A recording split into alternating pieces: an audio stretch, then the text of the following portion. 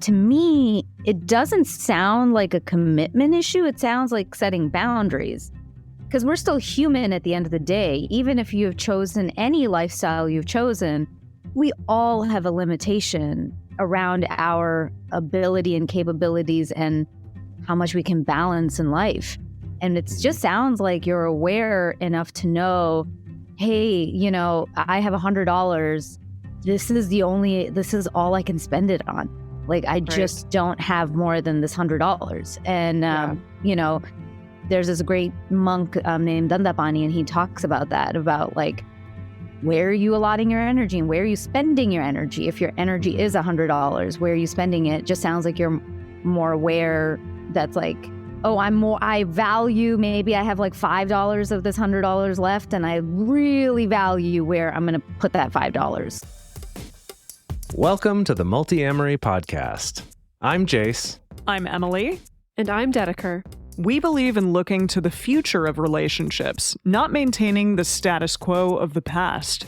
Whether you're monogamous, polyamorous, swinging, casually dating, or if you just do relationships differently, we see you, and we're here for you.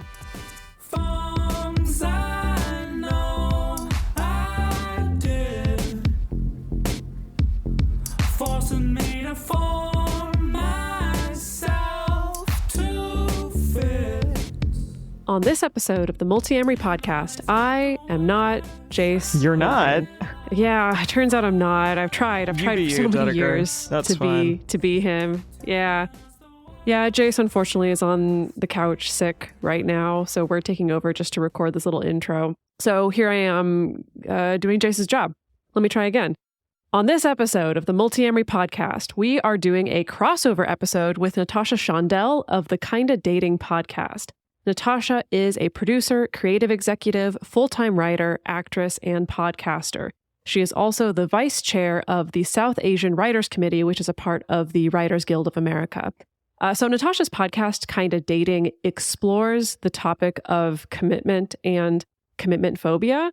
She primarily speaks from a traditional dating, monogamous lens, so we thought that it would be interesting to have a conversation exploring how commitment and fear of commitment can show up in both non-monogamous and monogamous relationships. Natasha actually interviewed me about my book way back in 2017, so it was really nice to reconnect with her and to reconnect with all three of us as well.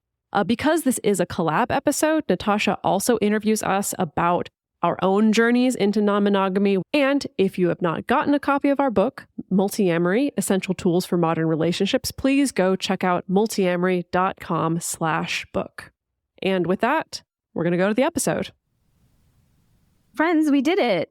Yay, we coordinated. We coordinated four Excellent. people's schedules to create a podcast. A miracle in this day and age. I love it. And two of you guys are new to me, but Dedeker, I know you from back in the day. I'm very curious about your guys' story because, like I said, I know Dedeker, but I don't know Jase and Emily in that capacity. You guys obviously host a podcast called Multiamory.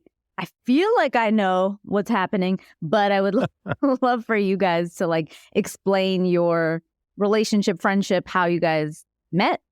So Jase and I were actually in a monogamous relationship from 2011 on for a while. And, after a bit of time living a sort of normal monogamous life of moving in together and having cats and buying a TV, things like that, we realized, something was kind of missing. We were interested in maybe seeing other people, but we still really cared about each other. We still wanted to continue the relationship with one another. Jase actually was the one who started kind of doing some research and actually started dating a person who was non-monogamous and said, hey, why don't we try this thing called non-monogamy?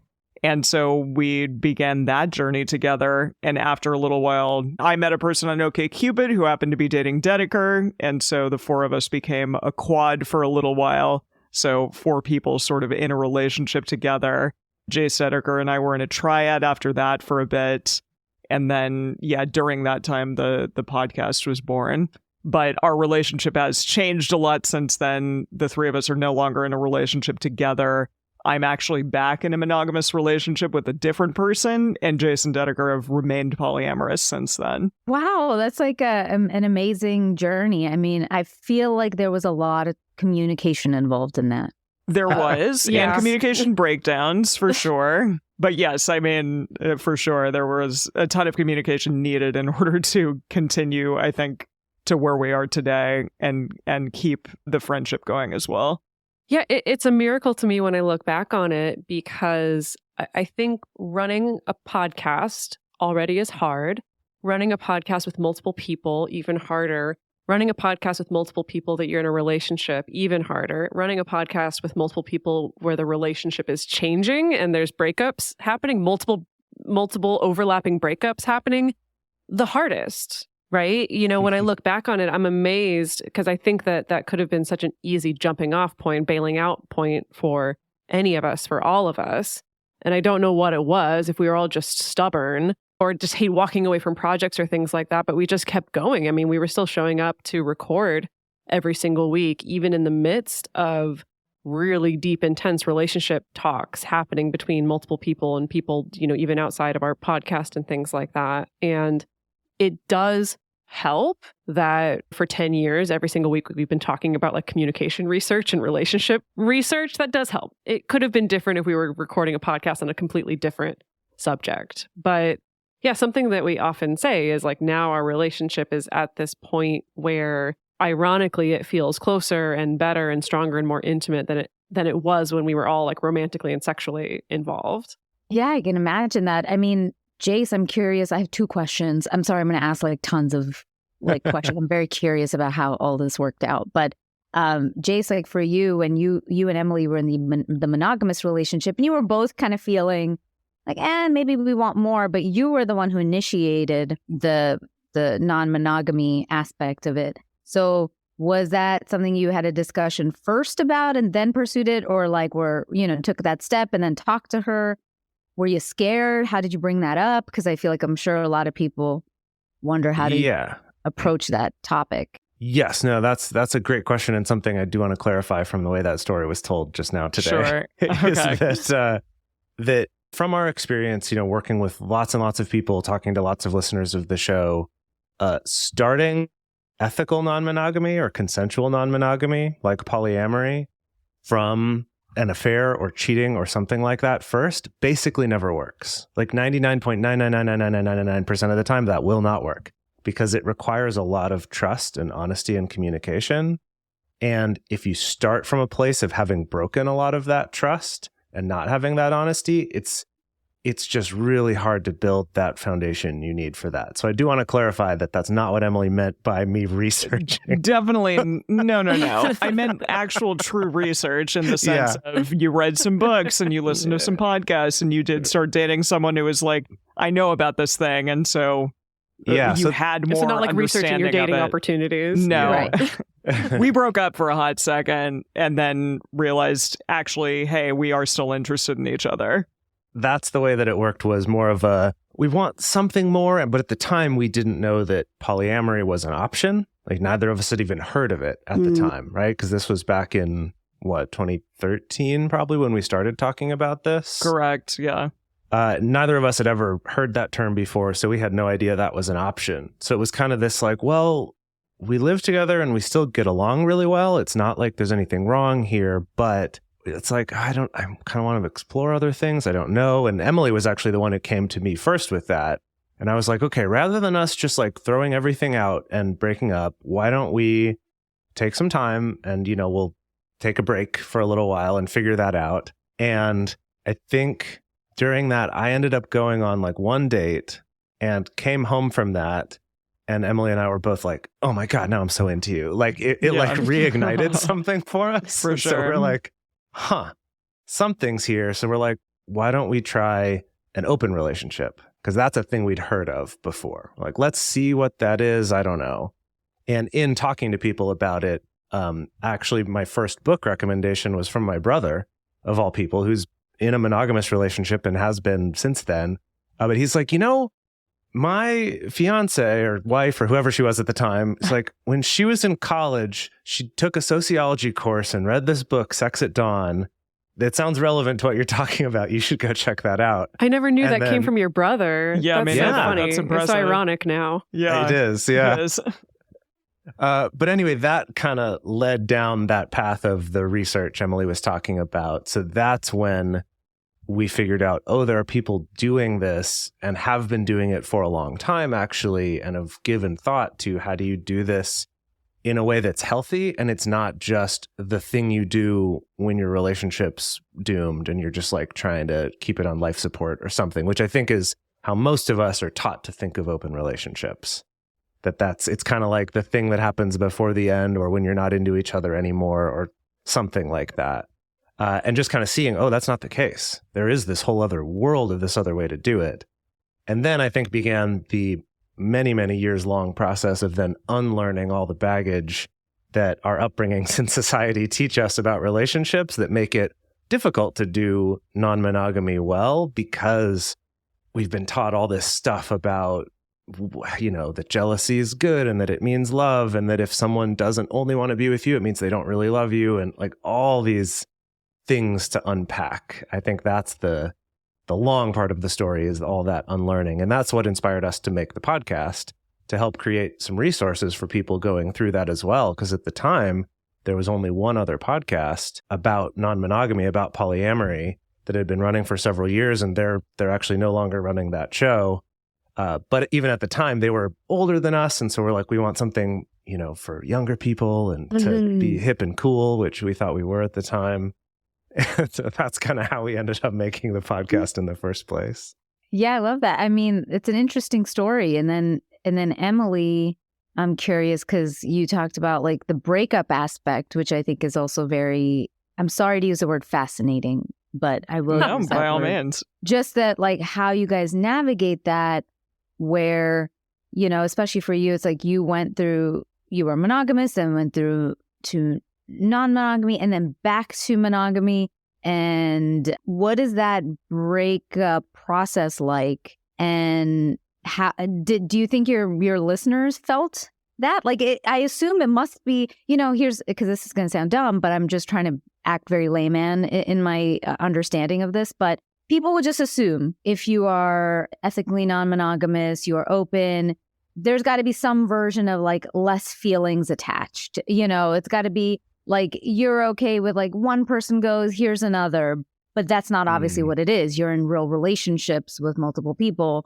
So can you kind of describe that breakup process, and is it the same as in a regular kind of monogamous relationship? In non-monogamy, it's very possible and very celebrated that you can transition from a type of relationship being potentially really romantic and very sexual and looking a certain way, and transition it into being something else and looking a different way. And that's okay. And that's something that a lot of people in non-monogamy do. And I think that in a lot of monogamous relationships, people tend to think of it as, we're broken up, we're done, that's it. We're not going to be seeing this person anymore. They're dead to me, basically, and that's it. And I really appreciate the fact that you can stay friends with an ex, you can have a business with an ex, you can potentially co-parent well and with respect and admiration and love for another person, or a variety of other things. Like they transcend that label of just one thing in your life. And I think that that's something that these two people have very much done for me. I mean, yes, breakups are hard regardless, of course. And it was. But I think at the same time, we had a lot of tools at our disposal to do it well and to continue to communicate as much and as well as we possibly could. And that, you know, has continued over the course of our relationship. But sure, our listeners heard that, and I think that they felt it. But our show really isn't about our relationship, and it isn't about the relationships that we're in. Those do come up for sure. But it is more about, let's talk about things that are occurring in our lives to a degree, but use that as a jumping off point for, well, now I want to talk about this bigger overarching theme or this concept and do some research on it and try to figure out like the best way to communicate in this particular situation, for instance. And I think you did highlight a common misconception, which is that sense of like, oh, whatever you break up, you got another one or two other ones or things like that, right? And it's a bit of a mix because I will say, having now gone through several non-monogamous breakups where, one relationship ends while I have other relationships that are still going on. Yeah, having other relationships means that there are some costs of a breakup that are a little bit lowered, right? So as in, I know I have someone to turn to cuddle me and hold me while I'm crying my eyes out about the loss of this relationship. I have confirmation from someone that I'm still sexy and attractive and desirable and someone who's worthy of being in relationship with, right? Instead of just being by myself and telling myself all those thoughts and not necessarily having anything to contradict that. And it still freaking hurts, the same way that if you lose a friend, it doesn't hurt any less because you have multiple other friends to turn to. If you have a falling out with a family member, it doesn't hurt any less just because you have other family members to turn to. And there's also an added layer of complication, and this is a question that we get all the time, and this is something I have to work with my clients on all the time, is that sort of weird thing of, how do I support a romantic partner who's going through a breakup with someone else, especially if it's a messy breakup? Or how much of my processing of my breakup is appropriate to bring to a romantic partner or not? So it definitely adds these levels of intricacy that we don't necessarily have social scripts for. And so with many things in non-monogamy, the beauty of not having a social script means that you can make things up, right? You can create things that work for you, that are customized to your situation, customized to the people involved. And then also it can be scary and disorienting because I don't have a script to follow. Yeah, no, really good points. It's, do you guys feel that, talking about misconceptions and myths, that have you guys gotten these kinds of questions where it's like, do you guys just have commitment issues? I'm so glad to finally get to the commitment issues portion of the conversation. Yeah, because now we get to ask you a lot of questions too. Yeah. We do come across that misconception. I think that it comes up less now than it did when we started the show. I think largely because polyamory and just various forms of consensual non-monogamy have become a little more present in the world. Like people are more aware accepted. Of it. Yeah, people are talking about it a lot more than they were when we started the show. There's now a lot of podcasts about it, and there weren't when we started our show. And so that's been really cool to see that change. And I think that some of those kind of really naive assumptions like that don't come up as much anymore. They still do, though, just not as frequently as they used to. Yeah, it's funny. I remember when I first was talking to one of my best friends about this, and he's, monogamous and married, and I was doing this polyamory thing. And that question of, well, but what about commitment? What about commitment? And it led to this really interesting conversation of, when we say commitment, what do we mean? Like, what do we mean by that even? And when we talk about being a commitment phobe, the same thing of like, well, what do you mean by that? What are you afraid of? And I think that we use this term commitment to cover a big wide range of things, right? Like, does commitment mean staying with someone who's abusive just because you said that you would? Like, I could see a lot of people, especially in the very conservative Christian camps, being like, yes, that is commitment. Yes, you're stuck. You have no escape. Yep. Right. I mean, they probably wouldn't say it like that. And all of that. Yeah. Right. Yeah. Right. Then on the other hand, it's that like, oh, as soon as it gets difficult, peace out. See you later. Right. Like, as soon as you have a bad day or you lose your job or you're sick, and I'm like, I do not want to deal with this. I just want to do my own thing and be self-absorbed. That's shitty. And I think most of us would agree that's not good commitment. And so I think all those same things apply in non-monogamy as well. I think that when we think about what commitment really means, the whole not loving anyone else or not sleeping with anyone else is actually like a relatively small piece of it, even for monogamous people, right? Like, sure, maybe that's a struggle for some people. Maybe that sucks. Yeah. But when I think about like the type of commitment that's like that beautiful, powerful thing of like, I'm here for you when you're struggling and when you're suffering, and know that you're here for me, and that we evolve over time with each other. And as we change, we grow alongside each other. Like, none of that is dependent upon being only with that one person sexually, right? And if we think about healthy monogamous relationships, having emotionally fulfilling relationships outside of that is actually just a really good, healthy part of monogamous relationships in general. And there's tons of research to back that up. You know, if you think that monogamy means I can't have any other friends and I don't talk to my family as much anymore, that's not a recipe for a healthy relationship, right? So Yeah, that's still commitment, having these loving, nurturing relationships with your friends and your family. So there's my very long answer to what we talk about a lot with that. Well, and I want to see how that compares with your experience, Natasha, because, you know, you identify as this recovering commitment phobe, and now you are in a committed relationship. And I want to tie it into your podcast. Like, how has exploring this topic broadly via your podcast influenced your own journey here? I mean, tremendously, of course. I only started the podcast after I felt like I was coming out of that commitment phobia stage of my life. But, you know, I was probably like a hardcore relationship girl. I was, you know, in a 4-year relationship through high school, college, then a 2.5-year relationship. Then I got in an abusive relationship. And after that, he had cheated on me with like 8, 9 people that we could count. I don't even know. And when I came out of it, I was like, oh, can't beat him? Join him. So I like went the opposite way.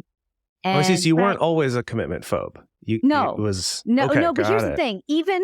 Even when I was like, I was in those relationships, and I'll say this is where I see commitment phobia in a different way than most people do. Where when I came out of that phase with that abusive relationship and I went the other way, I didn't cheat on anybody. I've never cheated on anybody in my life. But I would literally on day one tell people like, I don't want to be in a relationship. And then the people I did end up in kind of like extended periods of like dating with, you know, they were people that were really wrong for me. And I was very like, and I still am, sex doesn't mean the same thing to me that it does to other people. Like, I don't feel like I ever catch feelings from sex. I catch feelings if I actually like you and I want to open up to you and actually, you know, but sex isn't that aspect for me. So I just really came out and I realized like I would date these guys like my friends would just laugh. They were like, oh, who's calling today? Like London, Vancouver, you know, Toronto. Like I was just dating guys in different cities. One was in Philly, one was wherever. And even the people that were in my city that I was hanging out with or dating, they had clear issues, you know? And there came a point where I had to ask myself, and it's the same thing I ask everybody else, like, I'm like, are you smart or are you dumb? And most people will say they're smart. I'm like, so if you're smart, you know better. If you're dumb, you can say, you know, all right, I didn't know any better. But the truth is, I knew what I was doing. I knew that dating those people would never lead to anything. And that was my way of kind of keeping everybody at arm's length, being free, because that's like a core sort of the thing I've worked on a lot in therapy is like, I really need to feel free. Grew up in a very conservative home that was always like, I felt trapped in there. As an Indian girl, like you're not allowed to do anything. So for me, there's a concept of like freedom that was attached. So this way I was in something, but not in something. And that felt, and it took me a long time to realize like, oh, commitment phobia. Like that's me saying like, I don't actually want this, but I wanted it. What changed for me is I have admittedly had a lot of sex.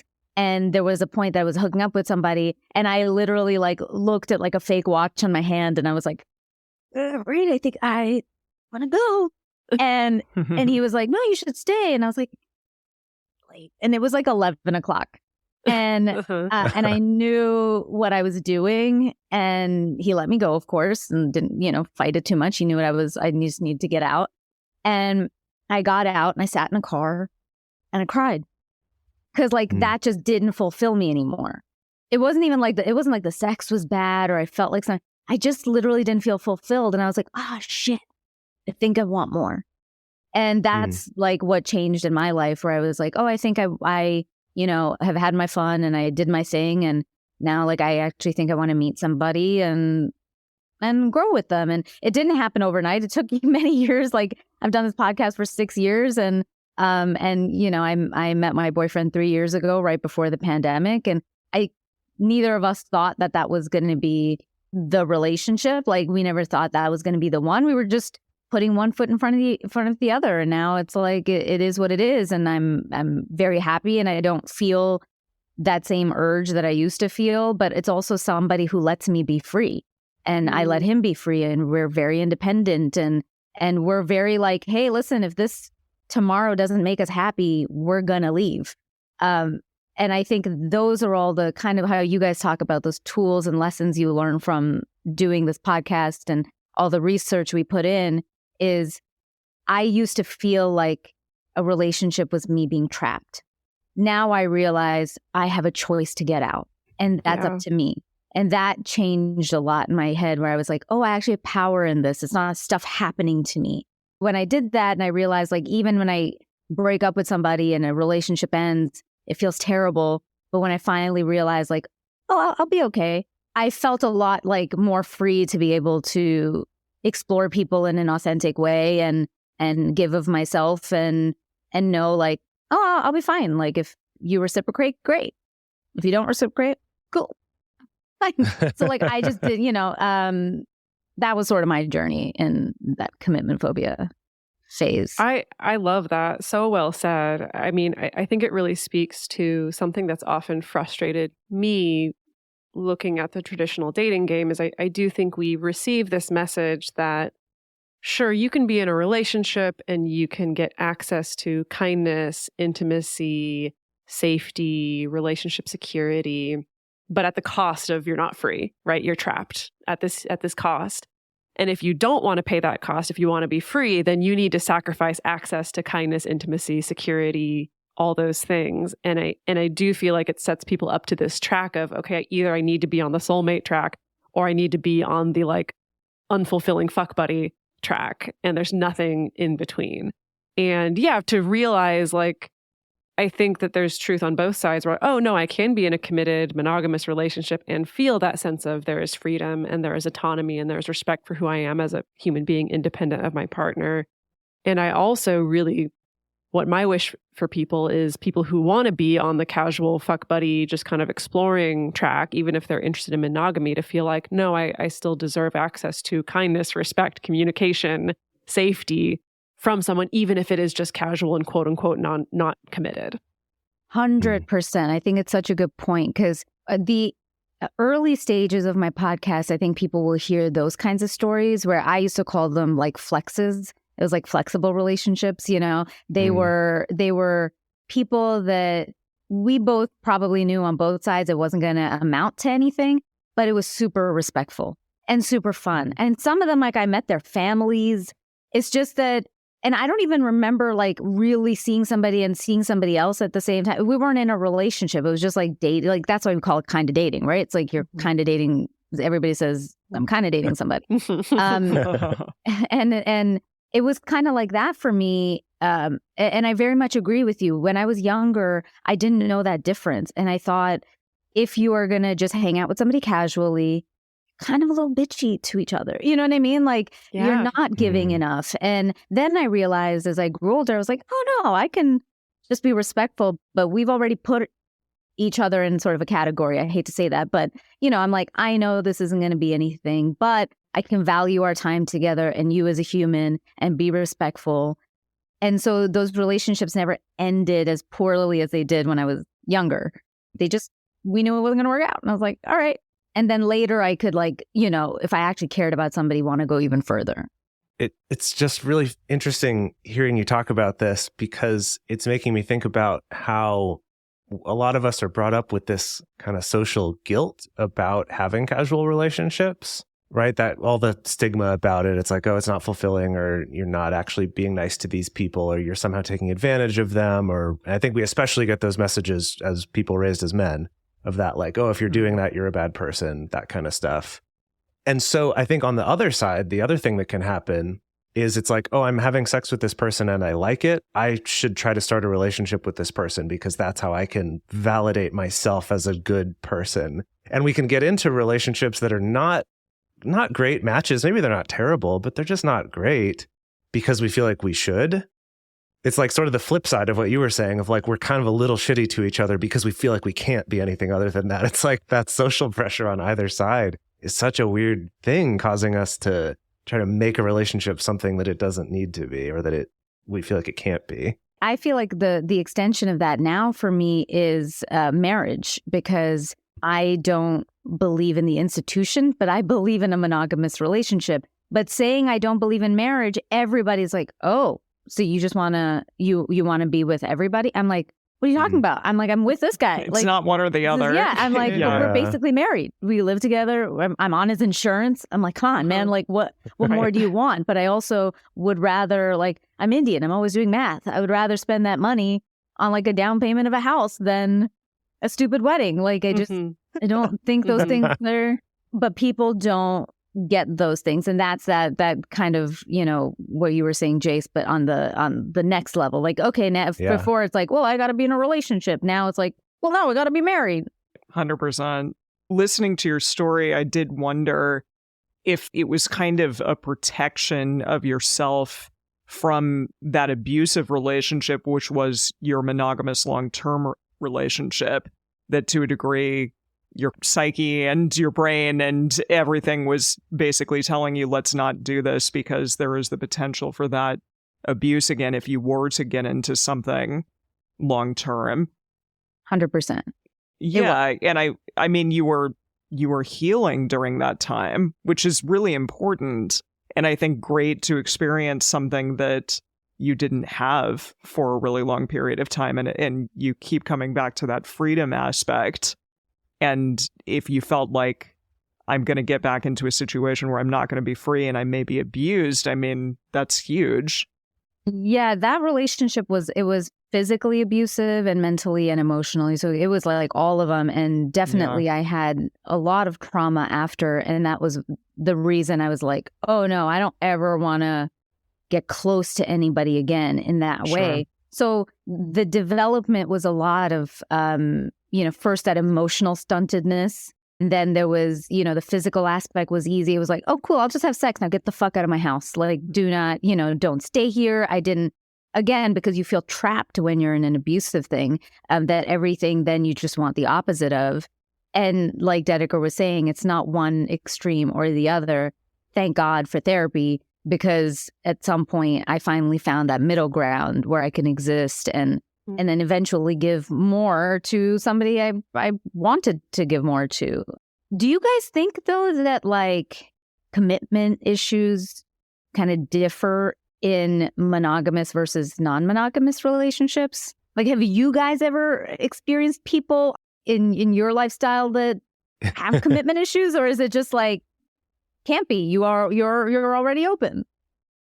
Oh, sure. I mean, I can speak from my own personal experience. I think that for myself, probably for the last 5-ish years or so, I've experienced a lot of anxiety around any kind of new relationship opportunity that comes in. And I would say it probably falls under the flavor of some commitment phobia, because what I know about myself is I know that I like to be very invested in my relationships. I like to be very entwined in my relationships. And so when someone comes along expressing interest or attraction, I get really stressed out about, oh God, like maybe I'm interested too and I want to see where this goes, but like, can I show up in the way that I want to for this person? Am I going to have the resources, the time, the energy, especially if I feel like I already have a full plate? If I'm like, I already have 2 partners and a podcast and a book, all these things, So for me, I think I tend to err on that side of assuming, oh God, if I connect with someone, they're going to want so much of my time and so much of my energy that I'm just going to be a complete disappointment and a failure to them. And so I better not even go there. The reality being that within non-monogamous relationships, of course, the philosophy is we're all here to customize the relationship The relationship doesn't have to look like this particular model. If you're non-monogamous, it's highly unlikely that you're expecting to have 100% of someone's time and energy, right? Like we're all kind of already bought into that. But I know for myself, I still have those feelings and those hesitations. I would love to go off on a whole rant about the misuse of the term relationship anarchy, but I'm going to hold on to that for a second because I want you, Jason M., to weigh in on this question as well. I feel like if you see a person and they are absolutely out there who is interested in non-monogamy but hasn't done the research or been out in the trenches doing it themselves, or isn't interested in really doing a lot of the work that's involved in communication in non-monogamy, getting rid of the social scripts and the, internalized relationships need to look a certain way and I need to do them that way, then there is the possibility for somebody who is just commitment phobic and wants to like fuck a lot of people. And that's it. But I don't know. I think it is potentially easier in those types of conversations that you can have with someone if you're coming to a new relationship saying, okay, what does non-monogamy mean to you? What is it that you want your relationship to look like? What is it that you're hoping for in a new relationship with me? If you can start with those questions first, then you can kind of weed out the potential commitment phobes or the potential people who just want to have a lot of sex and want to have a lot of fun. And they're out there and that's fine. And maybe that's all that they want their non-monogamy to be. But if you're not a person who wants that, then you can be looking for people who have done a little bit more internal work from that standpoint. Well, Jase, it's kind of like what you were saying earlier, how a lot of men maybe get a little bit of this conditioning, this weird contradictory conditioning around, going out and fucking a bunch of ladies is cool, but also, you're not necessarily respected by women for that, right? Or it's considered like not a good practice or a respectable practice. So I think that produces sometimes the phenomenon that I've seen of just like Tinder fuckboys adopting the word non-monogamy or polyamory to try That's what to I'm legitimize talking about, to maybe get away from if you were worried about I'm only going to be finding those types of people. I definitely want to talk about that after, for sure. Yes. Yeah. Well, that's a thing. I actually kind of want to segue into all that a little bit. And I think that an important thing I want to bring up is separating out commitment phobe from not wanting or like wanting certain types of relationships and not others. And so something I want to get at there with what you're saying is, if what you want is to have a lot of sex with a lot of people, I want to be clear that at least from the multiamory standpoint and from myself, like there's nothing wrong with that. Yeah. There's nothing wrong with that. What I would say is wrong is presenting yourself as if you're trying to have multiple committed non-monogamous relationships when really you just want to have sex and then leave and like not let yourself be vulnerable, not have any commitment. It's the misrepresenting that I think is the problem, because if you just want to have sex, there's also other people out there that just want to have sex, and that's great. Like, yes, awesome. Love that. It's so cool. And so I think it's more about having the vulnerability, I guess, to be clear about what it is that you want. And that social messaging makes that hard, right? Because for all of us, we're kind of taught that if all you want is sex, you're bad. And that's why I wanted to clarify this, because it's easy to talk about this in a way that sounds like we're saying that too. And that's not it. It's more the misrepresenting that can be the issue. And then I guess then to go back to the commitment phobe thing we were talking about is that I think that from a lot of what we've been talking about, there's that fear of being vulnerable, right? That it's like you could be non-monogamous and have this fear of letting someone get too close. Not because it's like, I can't stand the idea of caring about someone, but it's that like, but I'm going to get hurt or I'm going to feel trapped. But, even if I can sleep with other people, I might still feel trapped of like, gosh, now all my time is taken up and I've got to invest all this time and effort that I just don't have right now into this new relationship. And so I think that it's also worth being aware of it, that it's like, if it's a phobia and that's how it feels to you of like, I want to be doing this thing and I feel like I'm too scared to, and I can't, then yeah, that's a problem to get over. But if it's, I don't have the resources to give to this type of relationship for whatever reason, right? Maybe it's health, maybe it's your job, maybe it's your family, maybe it's your other relationships already. If it's like, I don't have the bandwidth for this, that's also fine to be like, I want casual stuff. And it's not, it's like the difference of, it might look the same on the surface of, yeah, I just want these casual relationships to sleep with. The difference, hopefully, is that you're able to communicate that more clearly of this is why, this is what I'm looking for. This is what I have to offer. This is what I'm interested in. If you're interested in something that overlaps with that, super cool. Love that. And if not, that's also cool, right? I'm not going to try to trick you or manipulate you into it. Yeah. And I think as somebody who kind of lived really the commitment phobic life, I feel like I was pretty ethical about it. The first day I would be like, I don't want to be your girlfriend. But I feel like in sort of these like heteronormative relationships, guys would read that as like, oh, that means this is reverse psychology. She wants me. Yeah. And like they would inevitably ask me out. And I'm like, I said it right there's at the books beginning. teaching, I don't there's want books to. teaching that exact thing. Yeah. Yeah. Right. But I want to come back to because Dedeker's thing, firstly, I appreciate you being honest about that. But I'm very curious how you feel, because to me, it doesn't sound like a commitment issue. It sounds like setting boundaries, because we're still human at the end of the day. Even if you have chosen any lifestyle you've chosen, we all have a limitation around our ability and capabilities and how much we can balance in life. And it just sounds like you're aware enough to know, hey, I have $100. This is all I can spend it on. Like, I just don't have more than this $100. And, there's this great monk named Dandapani, and he talks about that, about like, where are you allotting your energy and where are you spending your energy? If your energy is $100, where are you spending it? Just sounds like you're more aware. That's like, oh, I value, maybe I have like $5 of this $100 left, and I really value where I'm going to put that $5 because it's like a stock market. You'd rather invest in Apple than fucking some rando. I don't know, No, and also I'm very financially conservative, so it tracks. The metaphor tracks.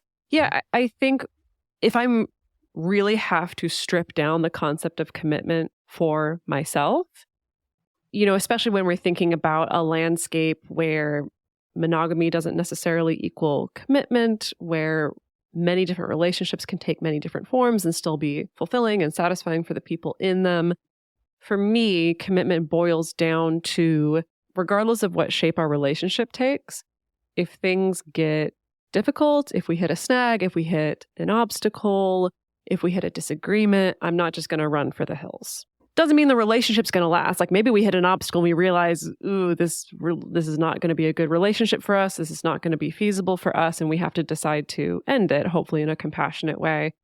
But for me, that's what I think what I try to offer in quote unquote committing to someone, and also what I want to get from people who I want to commit to me, is that sense of, I'm not just going to run away. You're not just going to run away at the first sign of things being difficult. I don't know. It's the kind of thing where I think that should be fairly obvious or plain or a given for relationships, but it's not necessarily. It's not, especially when we're in the kind of confusing dating landscape of, we're not sure what we want. We're just kind of trying to keep it casual. Like, I don't know if it's worth it to work through this conflict with you. I don't know if it's worth it to be vulnerable with you, and so sometimes it can be hard to suss out. I think this is all tied in with the whole kind of ghosting thing or breadcrumbing thing, right? Where it's like, rather than even being committed to being vulnerable with you about, actually, I don't want to see you anymore. Like, I'd rather just ghost. Like, so I think that commitment can scale, right? Where it's, even if I have someone who's a fuck buddy, I can at least be committed that I'm going to be honest with you. And I'm going to make an effort to work through these things with you instead of just leaving you high and dry. I think that's what that brings up for me. We are going to take a quick break to talk about sponsors for this episode. If you appreciate the show, if you're learning a lot, please take a moment to listen to our sponsors and also to use our special promo codes. It directly helps us to keep this show going. Thank you. Yeah, I'm very curious what you guys think, because Jase, you talked about it a little bit, but you guys mentioned that when you first started the podcast, you were one of the only ones. Now, I'm sure there are plenty. And it's, non-monogamy and ethical non-monogamy and polyamory and all of that is like, it's much more common term. People have heard it a lot more, open relationships. Do you think that this is a fad? Do you think it's an excuse, like you said, for fuckboys to do their thing? Or is it truly that people are realizing, there are different options?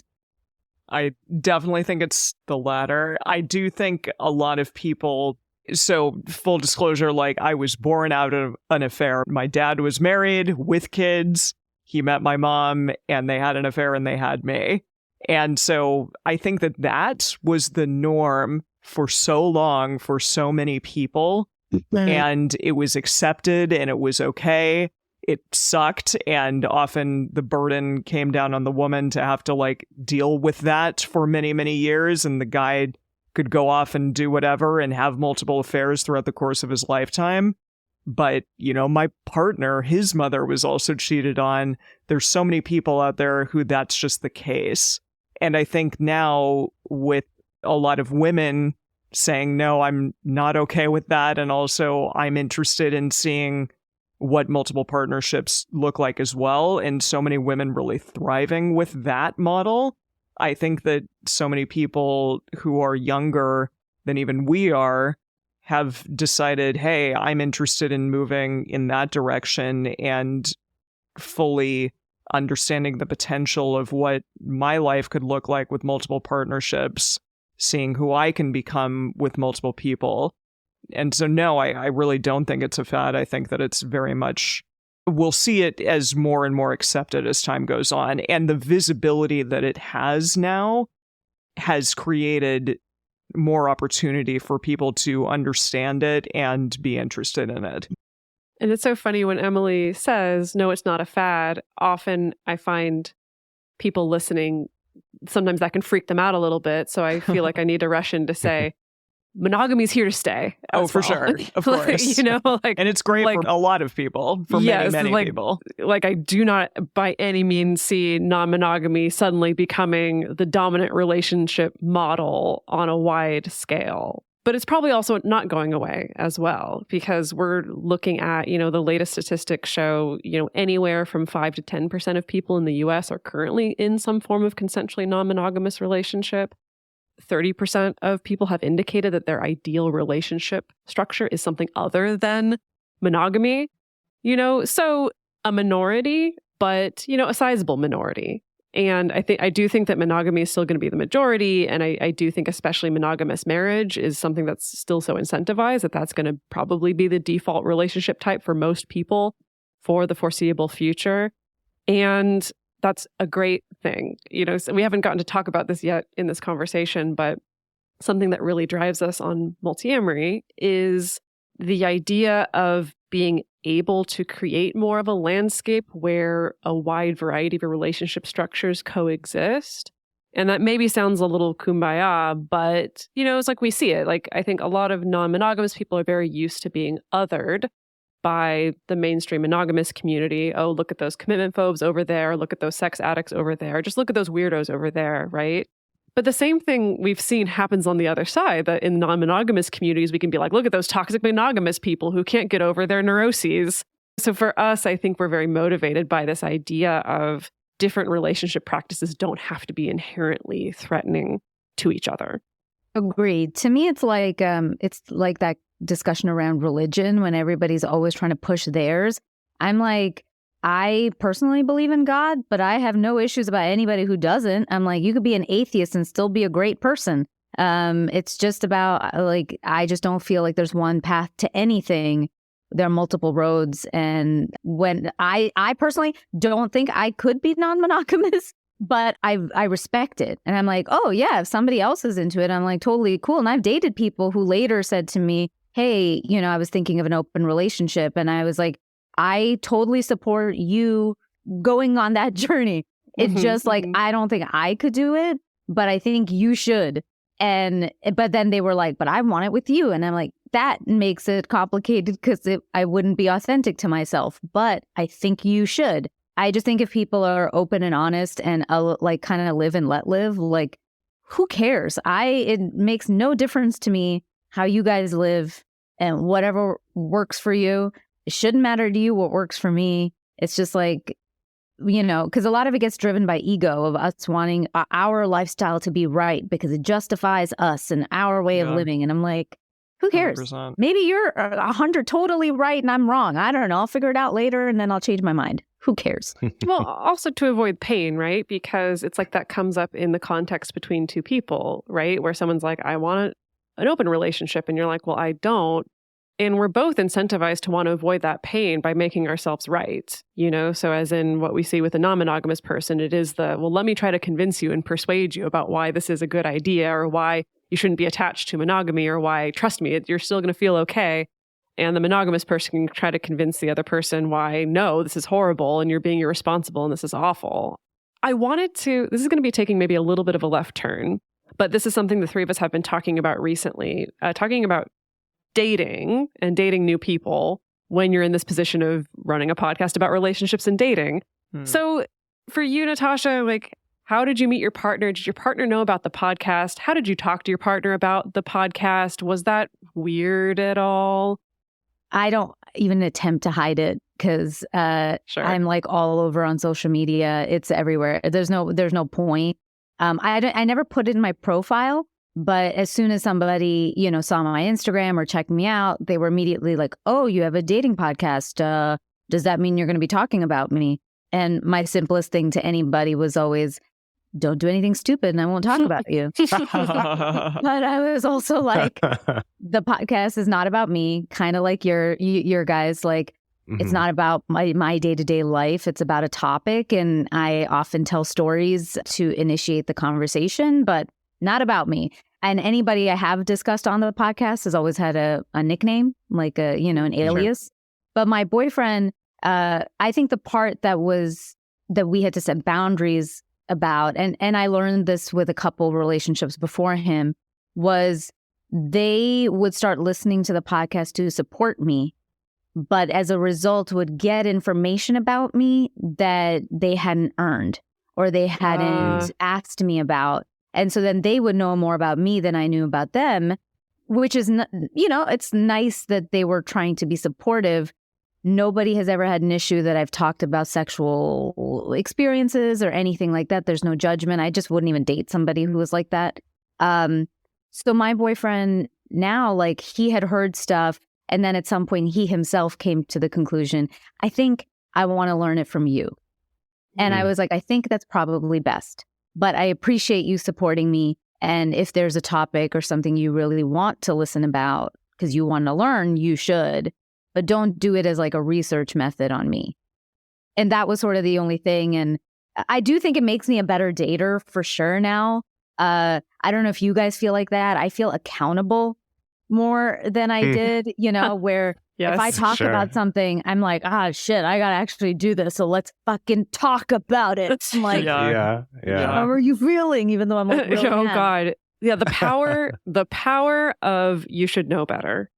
I mean, again, I think the three of us will be the first to admit we don't always practice what we preach. We make mistakes all the time with communication. We also get angry and fuck up in our relationships and don't make the best choices. But there is definitely something really compelling about having that voice in the back of your mind of being like, I literally just talked about this last week.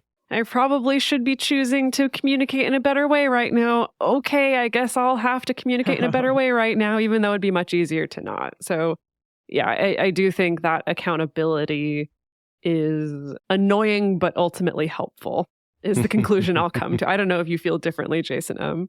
I think it's necessary and really challenging at times. And yeah, I know I feel like a fraud at times when it just isn't, I'm not communicating with my partner as well as I should be.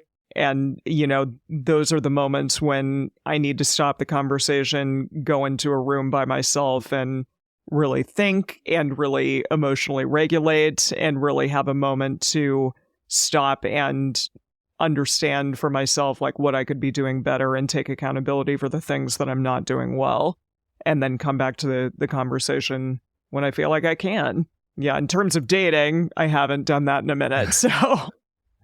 Yeah, I was just going to say, it's like there's the two pieces to it. It's like on the one hand, I feel like I have so many tools to communicate well when we need to. It's like, oh, I've got all these tools that we've researched or that we've created or whatever for how to have check-ins or how to communicate better. It's like, yeah, great. But then the other piece is the just doing it. And that's the one where it's like, okay, good. I don't want to, but I've got to, that kind of a thing. So it's like, yeah, on the one hand, I think it's easier because we have a lot of tools and we talk about them a lot. But the other one's still just as hard as it is for anyone, right? If that like, I don't want to have this talk, but I guess I need to. Oh, the worst thing for me, though, as far as dating people or having these conversations is so our podcast, we're constantly looking at research. And so then all the time, someone will be like, so this topic, like, what do you feel about it? What do you think about it? And the first thing my brain is like, well, there's this research study at the University of Michigan that says yada, yada, yada. And like, I say that all the time. And sometimes it turns people off, or sometimes people are like, well, how do you really feel about it? And I'm just so used to us doing that sometimes it's hard to divorce my brain from that because it's fascinating. Yeah, and also like sometimes, I don't know if you guys feel like that. I just want to be human sometimes. So like I fuck up and I don't want to fix it right away. And then I'm just like, recently we had a tiff and I realized like, oh, I was being probably avoidant where, I should have talked about it right in the beginning, but I was like, I don't fucking wanna. And then I just like didn't until then finally I calm myself down. Emily, I'm kind of like you. I'm like, when I'm ready to talk about it, I'll talk about it. And I do think there's just an element of like humanity and just being human, and it is fun. It is fun. I'm just gonna use the word fun. It is fun to sometimes just get angry and feel things and be on a spectrum of emotions rather than doing everything by the book and being proper. And we know, but sometimes it's okay to just not follow it. But do you guys feel like that with your podcast? That idea of like when you met people that they know more about you, or how is their feeling toward you been different because of your podcast? Well, I just first wanted to share that I did have a situation years ago where I was like trying to communicate something and I'm like, this is hard. Like, 'cause I don't know what I'm doing. It's awkward. And their response was, wait, but like, you're the expert on this. You know how to do this. And that for me was sort of like, I don't know if I can do this relationship anymore. It's like, I can't have you think of me that way. Like, it's not a healthy start for anyone, right? Like, I don't want that power dynamic there, or that you're not somebody's teacher and like the counselor for things and like, hey, always a fixer-upper. And so I think that's something that's really changed for us as our podcast has become, just as it's become bigger and more people know about it and it's much more established, is it went from this like, yeah, this is a cool, attractive thing about me that I do this podcast, to if you listen to this show, like I kind of feel like maybe we shouldn't, because there's kind of these weird dynamics built in. It's like, if you listen to it after we start dating, or if you maybe have listened to a couple episodes, sure.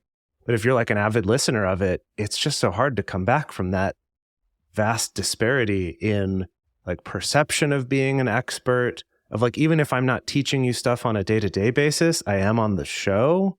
And so there's still that dynamic in our relationship, even if we're not doing it in person. And then also, just like you said, like, all these things that I've shared, or at least you have an impression of what you think I am based on what we talk about on the show that you didn't learn from me, and that's not actually based on your experience of me. And it's a real complicated knot to untangle. And so it's for myself, and I think for Dedeker as well, has kind of led to this, like, I just kind of want to try to stay away from dating someone who's an active listener of the show.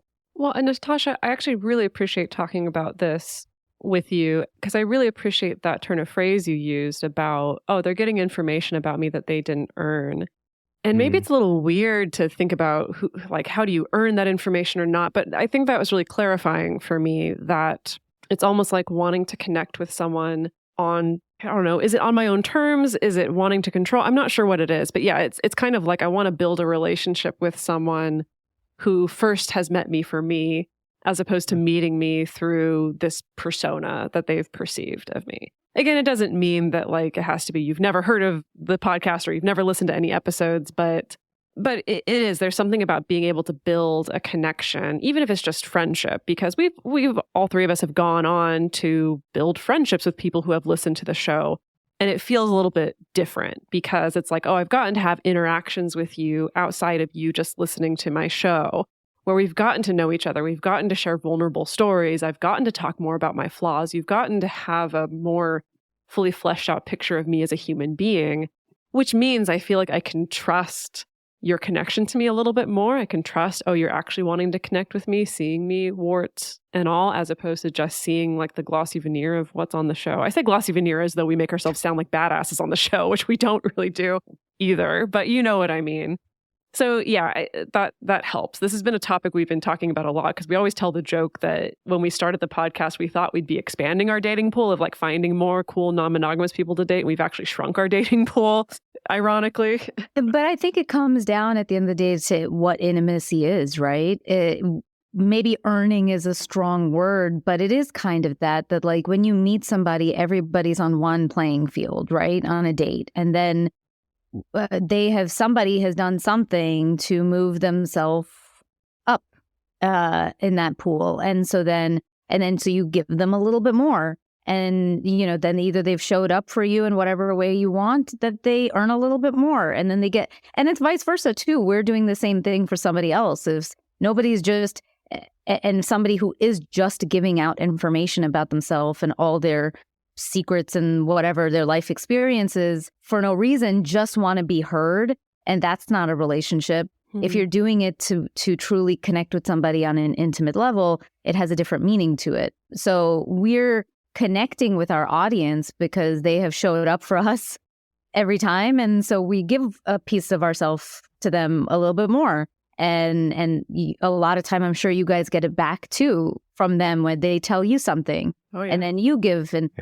But if it's a relationship where somebody has just listened in and is just taking and they don't want to offer anything back in return, then yeah, it does feel, you do feel a little bit more like exposed, and like that dynamic of information is like, that scale feels a little off to me. It's like wanting a sense that like we've built intimacy together. Yeah. Yeah. Yeah, you want to feel like you're on the same page about it, right? You don't want to just, otherwise it's just like love bombing. I don't know. It's just like giving everything and the other person just, you don't want that.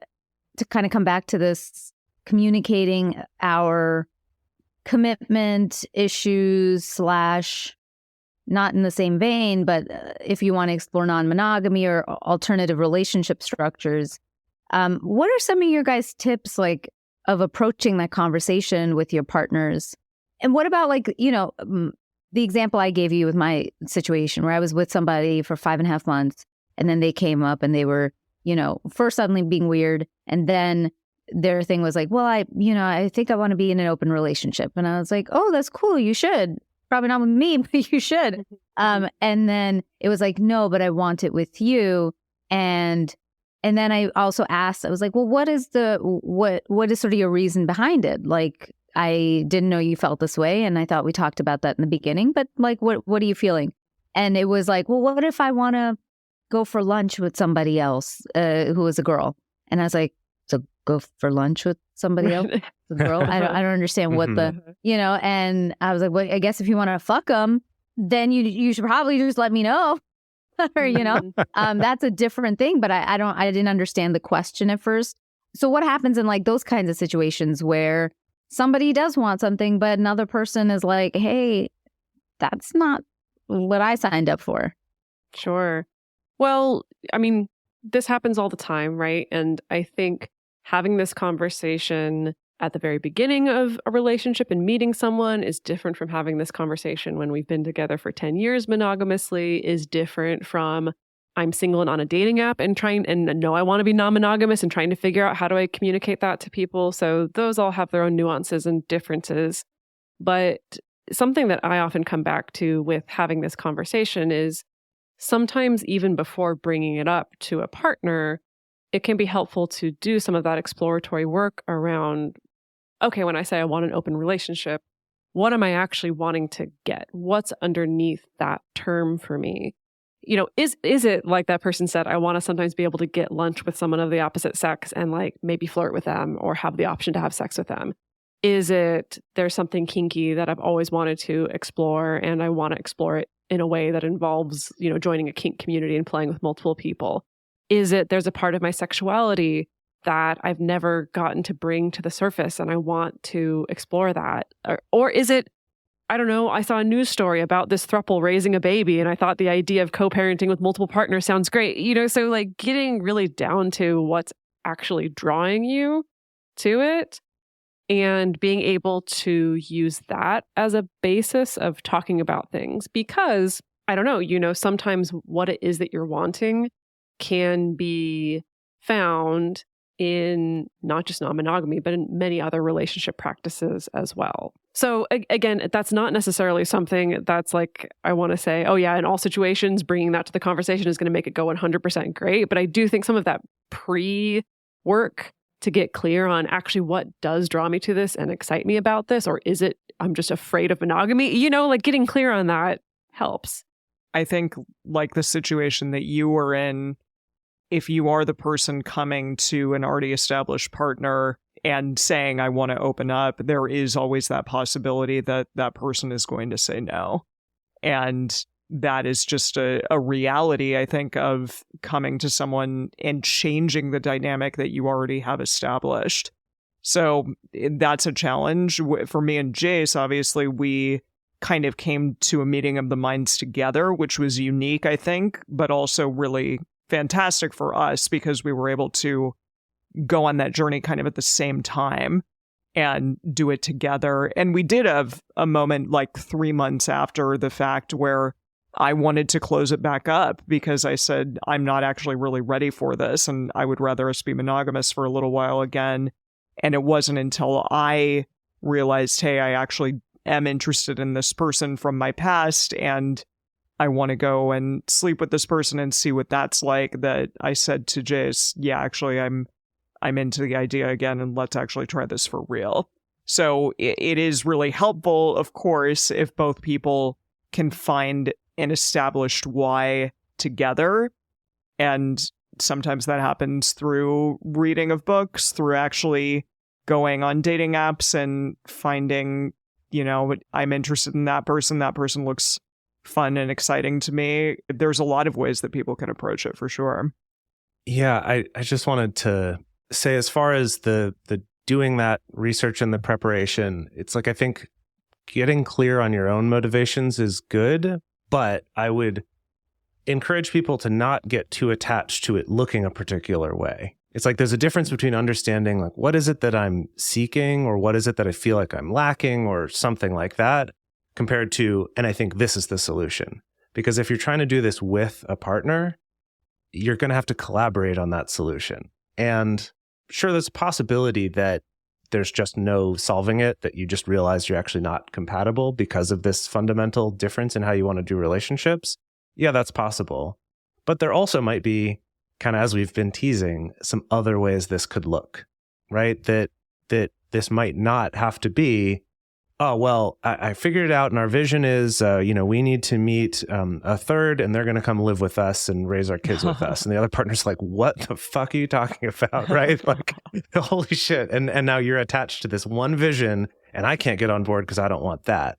Whereas if it came from, well, really what I want is like, threesomes sound fun. I'd like to do that more often. It's very possible, or at least more likely, your partner's like, okay, sure, I could get on board with maybe trying that as a starting point rather than jumping to, and we want someone to move in with us and live with us or something, right?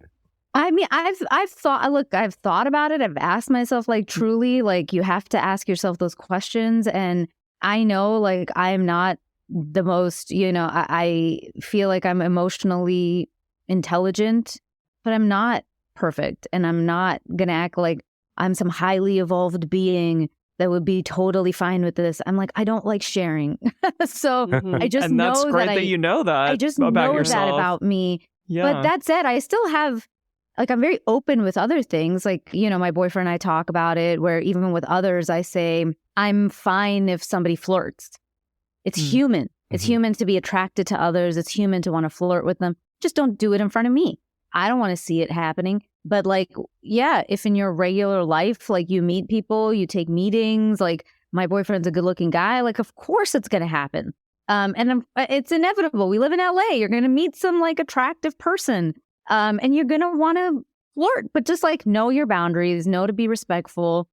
And the same works vice versa for me. So like I'm open to the humanity of it all, but I also just like sort of know my limitations around it. And could that change? Maybe, but I just didn't at the time. Yeah. Well, I think that to go back to one of your earlier questions about, is non-monogamy here to stay or is it a fad? I think that the real trend underneath it all is people opening up the idea of what's possible and what their relationships could look like, right? If you think about just during our lifetimes, how much that's already changed in terms of same-sex marriages and relationships and how much more commonplace that is now than it was. Like if you watch Rent, the musical, it's like so much of that musical is just sort of like, oh, really? People are like it's like already super dated, and that's not that old of a musical, right? Just the whole concept that like the waiter at the restaurant would be weird about you having a same-sex relationship. I'm like, whatever. I guess maybe if you're like deep out in the boonies in Texas somewhere, but like, it's that weird. That was 20 years, but that's what I mean. Before the same-sex marriage was even legal. But that's my point, is that it's only 20 years. It's true. Right? It's true. It's only 20 years, right? During our lifetimes, we've seen this huge amount of change. And so to go back to what you were saying, Natasha, is like, yeah, you could flirt, don't do it in front of me. It's very possible there's another couple that's like, I want you to flirt in front of me. 100%. I don't want you to sleep with them, but I want to get off on them flirting with you and knowing they can't have you. Or it's that I want to watch you have sex with them, or right, or I want people to watch us have sex, or whatever, right? There's so many options. And I think that's the part that's my dream, is that it's like, yeah, we have a lot of options. We're not just defaulting to this one way of doing it. And either you're successful at it or it sucks. But it's like, we get to build our own thing. We get to customize how we want to do this rather than just focusing on, is it this thing or this other thing?